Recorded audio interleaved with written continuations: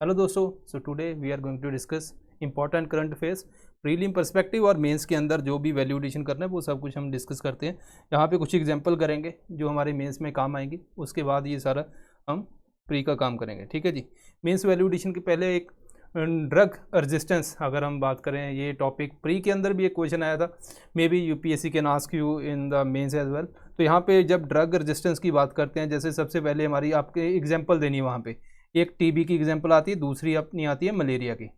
ठीक है जी। इसका कंटेक्स्ट ये है कि जैसे मान लीजिए अब हो किसी भी वजह से सकता है, जैसे आपने जो हाई लाइन की जो मेडिसिन है ना, जो आपको सेकंड या थर्ड लाइन के ऊपर मिलती है, जैसे आपने स्टार्टिंग में कोई आपको बैक्टीरियल डिजीज़ हुई तो उसके लिए हो सकता है आप वैसी ड्रग ले लो जो अपना जो टीबी में जो लास्ट स्टेज के ऊपर जहाँ पे हम देते हैं, है ना।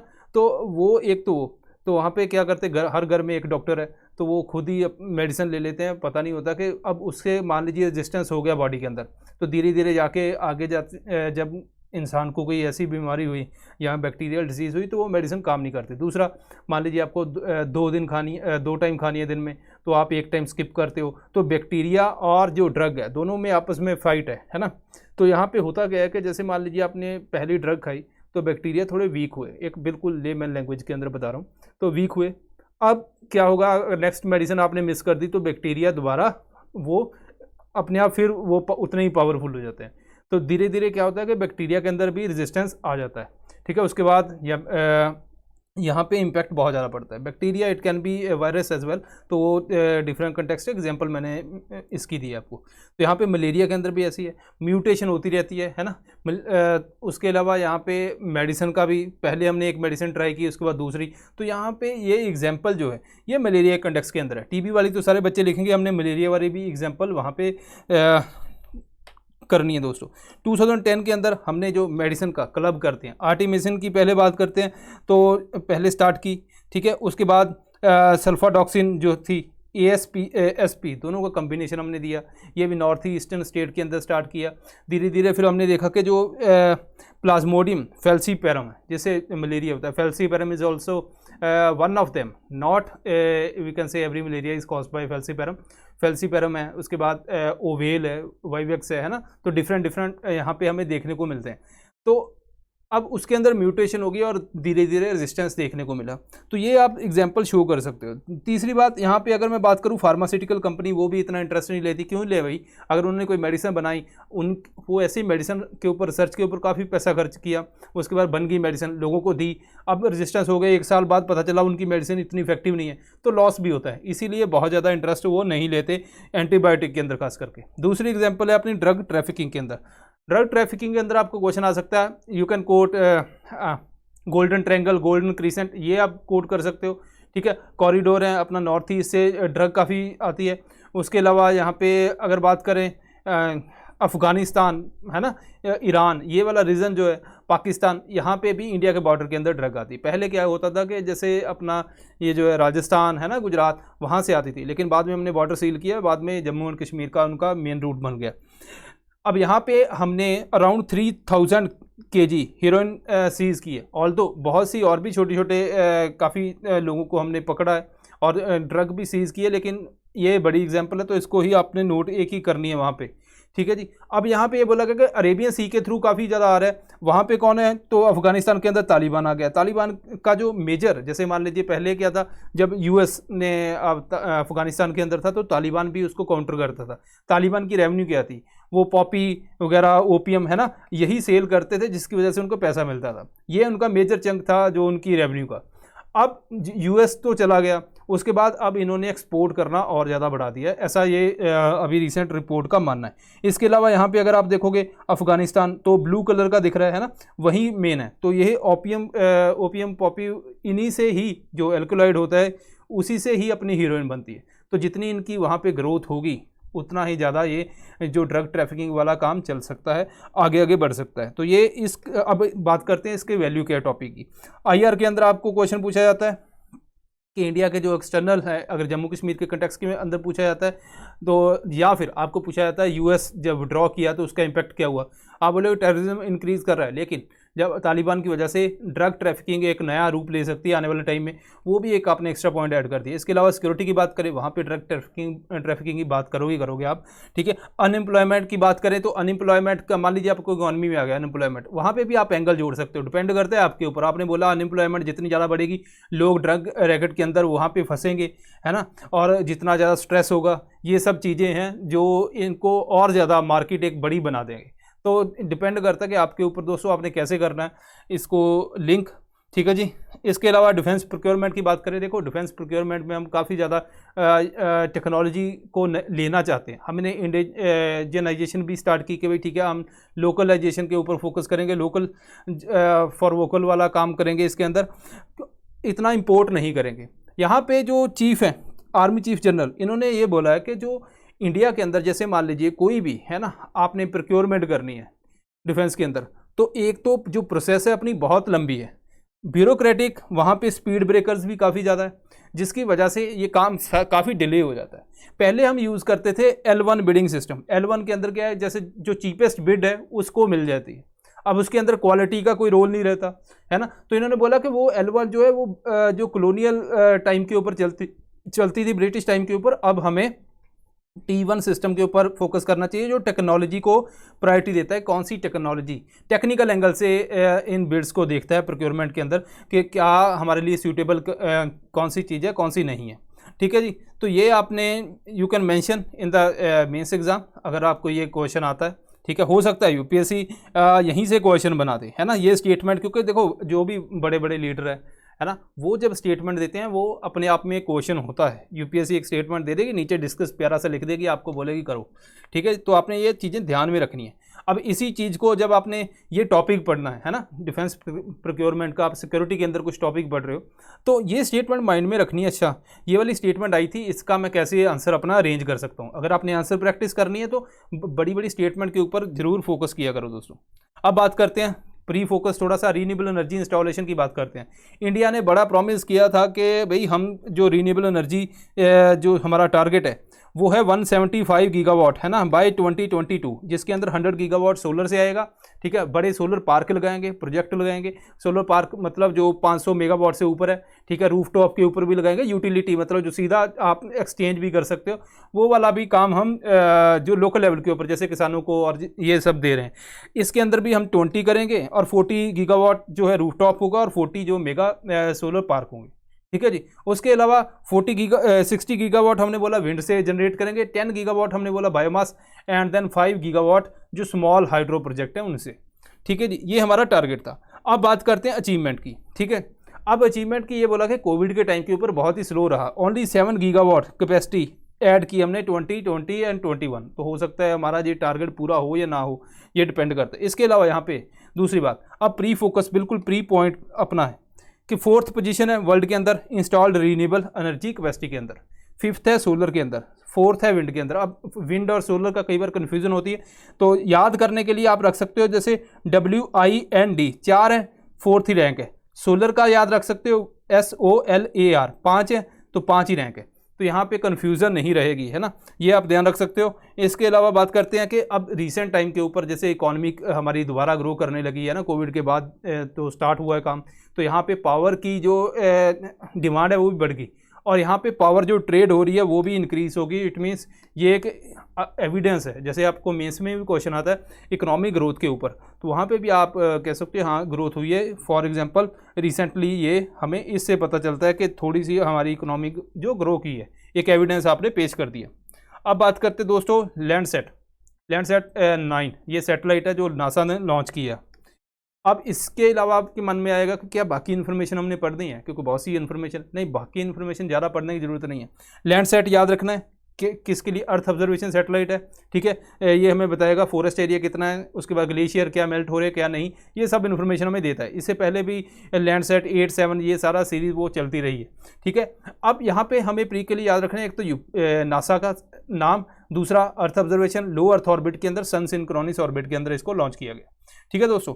अब यहाँ पे दूसरी बात, लेकिन अब मेंस की बात करते हैं। मेंस के अंदर आपको अर्थ ऑब्जर्वेशन सैटेलाइट की क्या क्या जो एप्लीकेशंस है ना, ऑल्दो इसके अंदर एप्लीकेशन बताई गई है, बट ये आप वैसे भी कोड कर सकते हो कि नॉर्मल जो सैटेलाइट की ये जो अर्थ ऑब्जर्वेशन के अंदर काम करता है उसके क्या बेनिफिट होते हैं। जैसे फॉरेस्ट अगर ड्रॉट होगी है ना, या फिर फॉरेस्ट के अंदर कुछ फॉरेस्ट फायर होगी तो ये इमेजेस भेजेगा।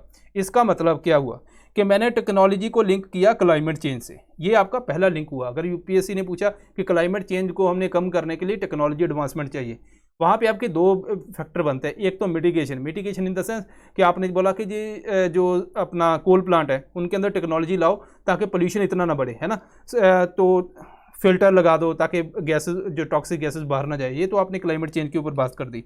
दूसरा, अगर फॉरेस्ट फायर होती है तो हम सैटेलाइट की मदद ले सकते हैं, ये उससे आपने लिंक कर दिया, एक अलग पॉइंट आपका बन गया। इसके बाद बात करते हैं लैंडस्लाइड जो इमेजेस हैं, it identified water bodies affected by algal Bloom. Again यहाँ पे क्या है, पोल्यूशन का लिंक है साइंस एंड टेक्नोलॉजी के अंदर या टेक्नोलॉजी एडवांसमेंट। पोल्यूशन के अंदर सिमिलरली बहुत ज़्यादा इंडस्ट्री से पोल्यूशन जाता है, न्यूट्रेंट वो पानी के अंदर जाते हैं और वहाँ पे एल्गी की ग्रोथ होती है ना, यूट्रोफिकेशन, उसको भी ये डिटेक्ट कर सकता है।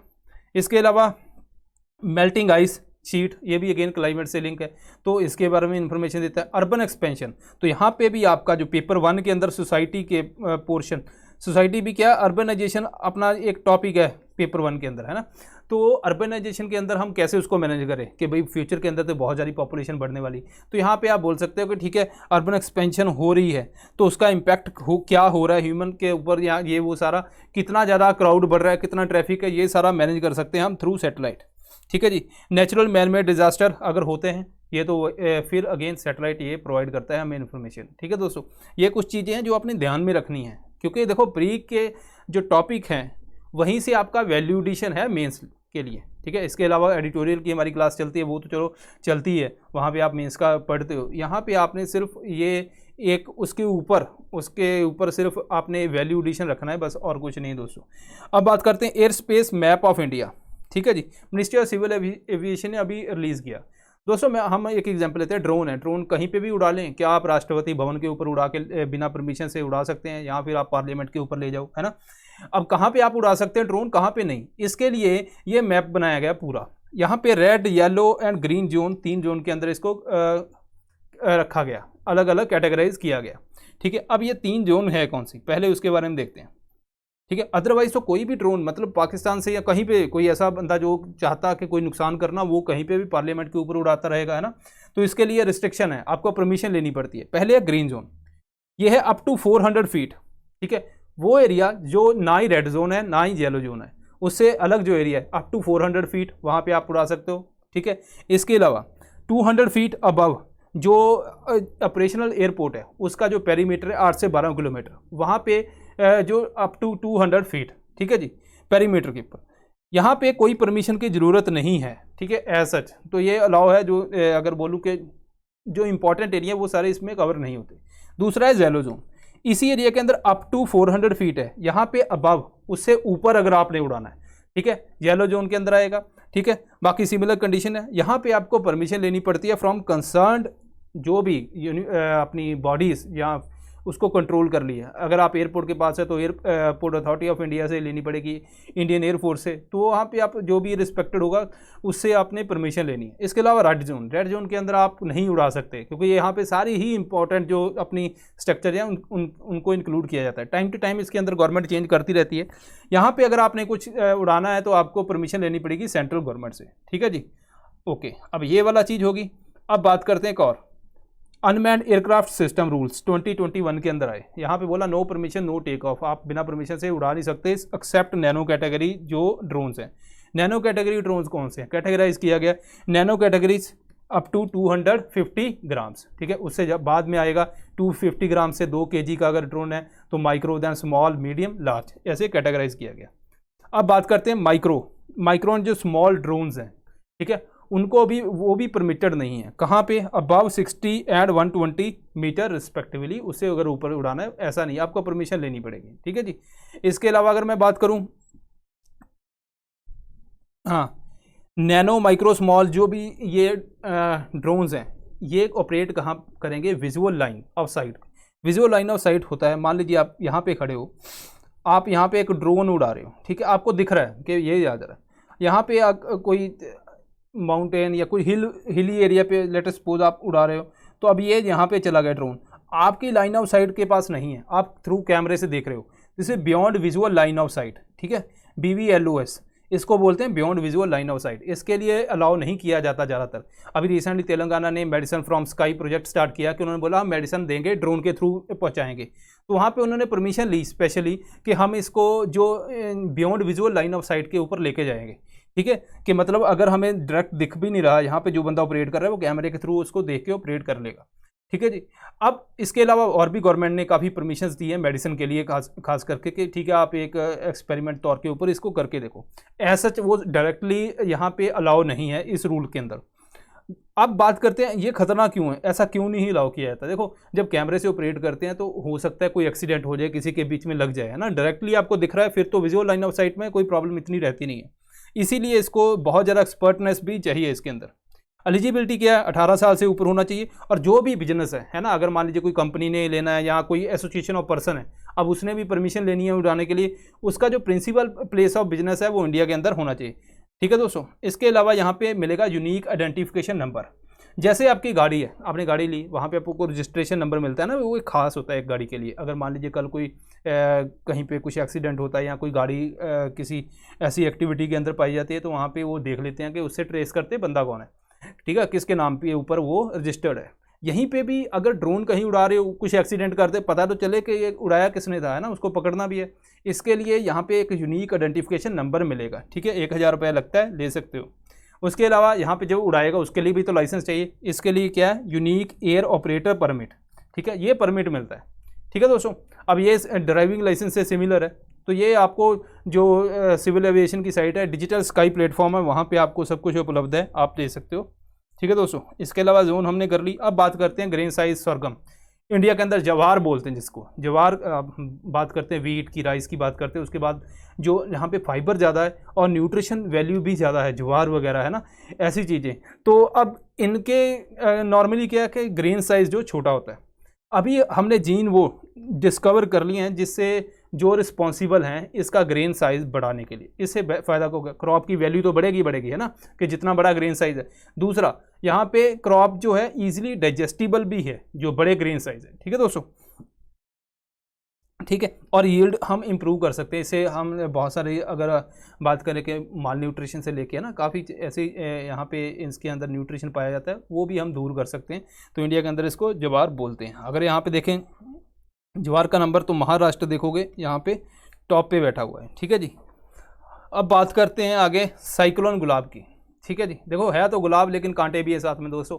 यहाँ पे गुलाब साइक्लोन जो है अपने जो इंडिया के अंदर आपको देखने को मिला रिसेंटली, मॉइस्चर वगैरह उसका मतलब ख़त्म ही हो गया था, डेड ही था ऑलमोस्ट, लेकिन ये उसके रेमनेट से ही एक और साइक्लोन जो महाराष्ट्र वाली साइड पे ऊपर, जो वेस्टर्न कोस्ट ऑफ इंडिया, वहाँ पे पहुँच गया, ठीक है। अब अगर न्यूज़पेपर बोलता है कि अगर ये पूरे साइक्लोन में ट्रांसफ़र होता है तो इसका नाम शाहीन रखा जाएगा, ठीक है जी। अब बात करते हैं कि अब ये साइक्लोन जो है, ठीक है, नॉर्मली इंडिया के अंदर मार्च टू मई एंड उसके बाद अक्टूबर टू दिसंबर देखने को मिलते हैं। रेयरली जो होता है जून एंड सितंबर में देखने को मिलते हैं। जो साइक्लोन गुलाब है ये अभी सितंबर में है, तो ये वन ऑफ द रेयरेस्ट है। नेमिंग ऑफ साइक्लोन यहाँ पे इंपॉर्टेंट बन जाता है। पहले सेंट के नाम से, है ना, वुमेन के नाम से ऐसे ऐसे रखते थे जो नेमिंग, उसके बाद उन्होंने वुमेन वो बोली कि भाई हमारे नाम पे क्यों साइक्लोन रखते हो, है ना, तो अच्छा नहीं लगता भाई, ये तो डिसरिस्पेक्ट है वुमेन की। तो फिर काफ़ी चीज़ें हुई, उसके बाद यहाँ पे साइक्लोन की नेमिंग आई। ये अगर आपने, क्योंकि बड़ा टॉपिक है, अगर छोटा होता है 1-2 स्लाइड का तो मैं यहीं पे करवा देता, है ना, तो बड़ा टॉपिक है नेमिंग ऑफ साइक्लोन। तो 18 मई D&D के अंदर आप देखना, इसके अंदर हमने डिटेल में करवाया हुआ है। अब बात करते हैं, जैसे यहाँ पे मैंने एग्जांपल दी।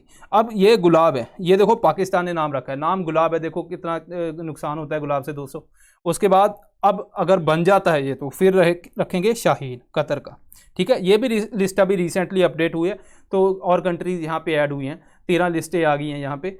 तो ये भी उसी लेक्चर के अंदर हमने डिटेल में कवर किया, क्योंकि देखो ये बेसिक के लिए आपका करंट अफेयर पर्सपेक्टिव भी नहीं, इवन आप ज्योग्राफी पढ़ रहे हो बेसिक, उसके लिए भी बहुत ज़्यादा इंपॉर्टेंट है। इसीलिए मैं इसको आपने पढ़ना ज़रूर है। जिसने नहीं देखा, जिसने देखा वो तो ठीक है, उसके लिए कोई इशू नहीं है। एक्स ग्रेशिया, अब देखो कोविड की वजह से बहुत से लोगों की डेथ हुई। अगर आपको याद है तो हम जब कोविड का टाइम था वहाँ पे डिस्कस करते थे कि सुप्रीम कोर्ट के अंदर चले गए लोग कि भाई लोगों को पैसा दिया जाए जहाँ पे डेथ हुई है, उनके जो बच्चे हैं ना, तो अब उनके ये प्रॉब्लम हो जाएगी फ्यूचर के अंदर, तो उनको कुछ ना कुछ पैसा दिया जाए। तो गवर्नमेंट ने पहले बोला कि नहीं, हम ऐसा नहीं कर सकते।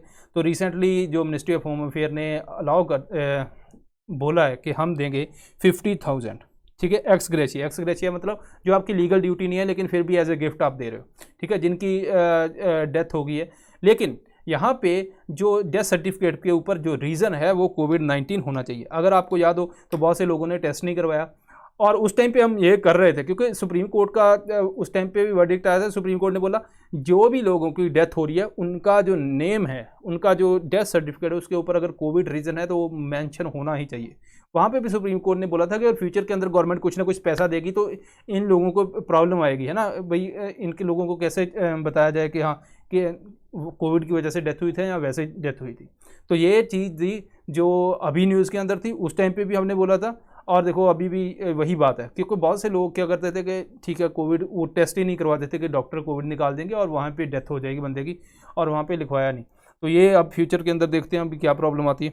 यहाँ पे डिज़ास्टर मैनेजमेंट एक्ट के बारे में अगर आपने एक्स्ट्रा इन्फॉर्मेशन यहाँ पे लेनी है तो 2 जून DND के अंदर हमने इसको कवर किया था।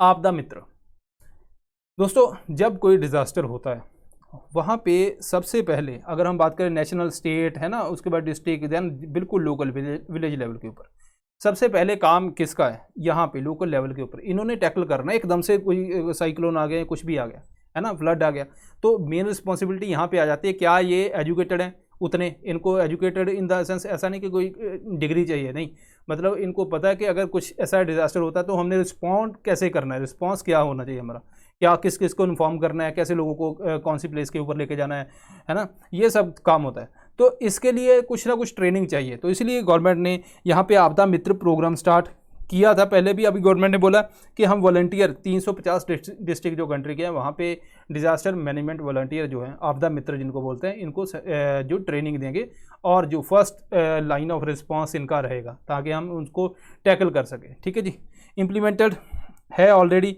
30 फ्लड प्रोन डिस्ट्रिक्ट 25 स्टेट्स के अंदर ऑलरेडी ये इम्प्लीमेंटेड है। अब उसको और ज़रा हम बढ़ा रहे हैं। इसके अलावा यहाँ पे गवर्नमेंट ने और बोला कॉमन अलर्टिंग प्रोटोकॉल, ठीक है, जो भी इमरजेंसी अलर्ट है, ठीक है, सिस्टम अपने, उनके बीच में क्या होता है कि हमारा कोऑर्डिनेशन मिसिंग होता है। मेजर प्रॉब्लम क्या है, यहाँ से लेके यहाँ तक बिल्कुल विद इन 1 मिनट भी ज़्यादा बोल दिए, उससे भी कम टाइम में ये पूरा एक लिंकेज बननी चाहिए। तो ये जो भी इमरजेंसी अलर्ट सिस्टम है उनके बीच में भी कोऑर्डिनेशन होना चाहिए, ये बनाएंगे उसका प्रोटोकॉल। इसके अलावा यहाँ पे एग्जांपल है मेंस की, बहुत ही बढ़िया एग्जांपल है। ठीक है जी, तो गवर्नमेंट ने बोला कि हम जो ब्रह्मपुत्रा जहाँ पे फ्लड आता है ना, तो रिवर, अब चाइना वहाँ पे क्या करता है, हमने पहले भी पढ़ा हुआ है कि ये जो ब्रह्मपुत्रा रिवर है, तो यहाँ पे चाइना जो बना रहा है डैम, तो ये कंसर्न भी है इंडिया का, वो पहले भी था कि जैसे मान लीजिए मानसून आई तो इंडिया के अंदर यहाँ पे पहले ही पानी बहुत ज़्यादा है, तो अब ये क्या करेंगे, यहाँ से पानी और छोड़ देंगे और फ्लड आ जाता है। इंडिया भी अरुणाचल प्रदेश के अंदर रिसेंटली हमने पढ़ा था कि अरुणाचल प्रदेश के अंदर इंडिया भी प्लान कर रहा है कि यहाँ पे एक डैम बनाया जाए, इधर से पानी छोड़े तो हम यहाँ पे रोक पाएँ।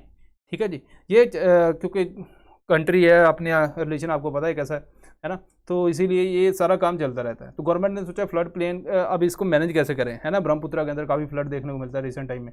तो फर्स्ट एक इन्होंने एक्सपेरिमेंटल स्टार्ट किया, north eastern space application centre.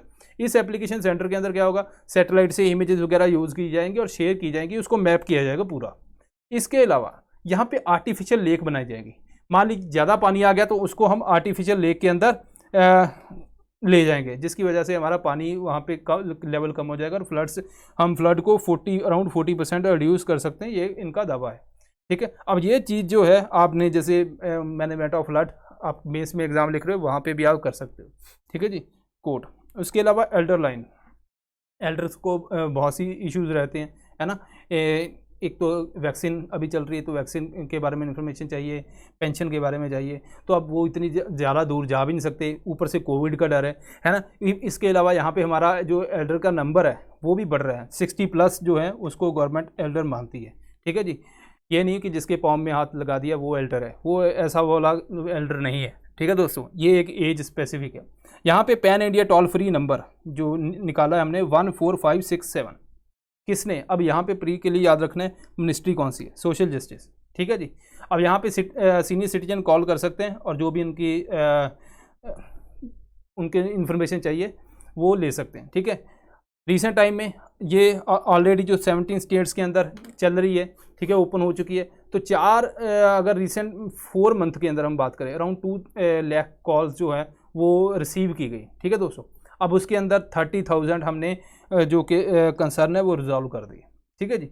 इसके अलावा 40% जो थे उनमें से जिन्होंने इन्फॉर्मेशन मांगी, 40% वो थे कि उन्होंने वैक्सीन के बारे में इन्फॉर्मेशन चाहिए थी, 23% अपनी पेंशन के बारे में चाहिए थी। डिफाइन क्या, नेशनल एल्डरली पॉलिसी क्या डिफाइन करती है, 60+ एज ग्रुप जो है वही एल्डर है, ठीक है। Expansion of CPEC to Afghanistan, अब यहाँ पे चलते हैं। हाँ, belt and road initiative, China आपको पता है कुछ ना कुछ पंगा लेता रहता है, वो चाहता है उसका एक्सपोर्ट बढ़े, क्योंकि वहाँ पे क्या होता है कि एक तो मास प्रोडक्शन होती है चीज़ों की, दूसरा जो छोटे छोटे बच्चे हैं वो भी चाइल्ड लेबर वाला हिसाब काम रहता है, तो मास प्रोडक्शन काफ़ी ज़्यादा वो एक्सपोर्ट करता है वो, है ना। अब यहाँ पे इसने बोला कि मैं एक्सपोर्ट तो करता हूँ, अगर मैं लिंक कर दूँ, है ना, सारा, तो मैं बहुत जगह पे एक्सपोर्ट कर सकता हूँ। पहले यहाँ पे बोला गया ठीक है, यहाँ पे जाके कैसे आप यहाँ पे ये अफ्रीका रीजन को अंदर पहुँचता था, है ना। अब यहाँ पे इसने एक CPEC रीजन जो चाइना, यहाँ पे अगर देखें जो पाकिस्तान ऑक्यूपाइड कश्मीर है, ठीक है, उससे लिंक करके पाकिस्तान के अंदर यहाँ पे ग्वादार पोर्ट के अंदर आ गया, ठीक है। ये वाला लिंक इधर से भी बना दिया, तो अब तो बहुत ही ज़्यादा डिस्टेंस भी कम हो जाएगा, एक्सपोर्ट भी बढ़ेगा।